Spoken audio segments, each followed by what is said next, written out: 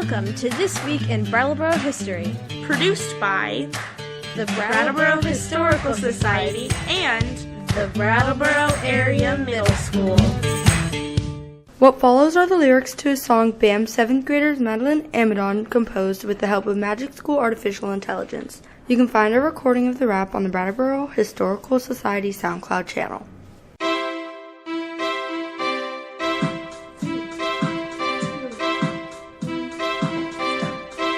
Clarina Howard Nichols, a name we should know. Fighting for our freedom, she helped the seeds grow. In the struggle for justice, she paved the way. For a brighter tomorrow, let's honor her today.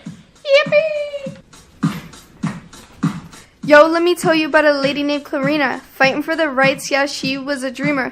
Born in 1810, in a world so tough, she stood up for women, said enough is enough. With her pen in hand, she wrote to inspire, believed in equality, set the world on fire. A journalist and speaker, she took a stand for women's rights, she led the band.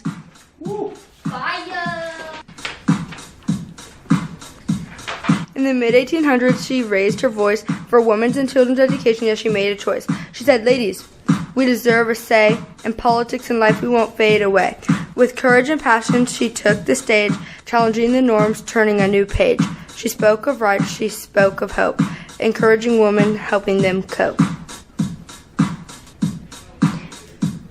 From voting to work, she wanted it all. A world where women could stand up tall. Her legacy lives in hearts and minds. In the quest for justice, her spirit shines.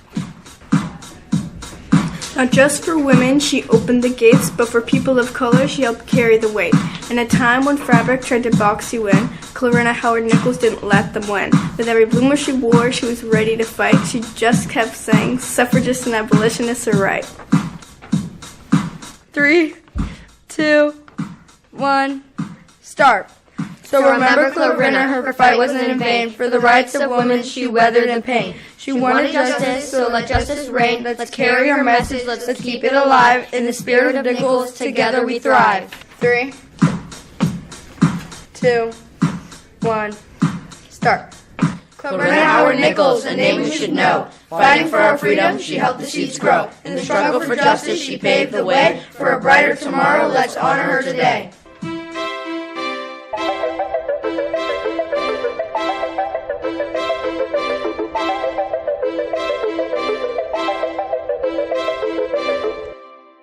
Clarina Howard was born on January 25th in 1810 and received a public and private school education until she was 18 years old. That may not sound like much, but at the time, most young women did not receive the same education as young men. Later, in 1830, she married a man named Justin Carpenter who was not a good husband or father. Her biography says that he was abusive. Clarina had to work hard to keep the family going as her husband was not successful. Her marriage finally came to an end 13 years later with 3 children. In the 1840s, Clarina became a reporter and wrote articles on women's rights, abolition, and temperance. In 1843, she was able to divorce her husband and marry George Nichols. They would go on to have 1 son. She kept advocating for women's rights and helped organize the first National Women's Rights Convention. At the second convention in 1851, she gave a famous speech known as, quote, "The Responsibilities of Woman," unquote, and became well known across the country. When the Kansas-Nebraska Territory threatened to establish slavery, she moved there and fought to abolish it. She spoke against slavery 6 days of the week and was one of the Republican Party's earliest supporters. Her husband died in 1855 while they were living in Kansas. She became an associate editor of an anti-slavery newspaper in Kansas and continued to argue for women's rights and the abolishment of slavery. In summary, Clarina Howard Nichols fought for married women's property rights, and through her job as an editor for the Windham County Democrat, she helped convince lawmakers to secure property rights for married women. In the 1850s, women's fashion changed to much more comfortable and loose-fitting clothing. Instead of the long, heavy skirts that hung to the ground, women began wearing knee-high-length skirts with bloomers underneath, and their corsets were worn much looser. Many women's rights activists like Clarina defended this new style of clothing, and Clarina criticized many newspapers that attacked bloomers, using her position in the local newspaper.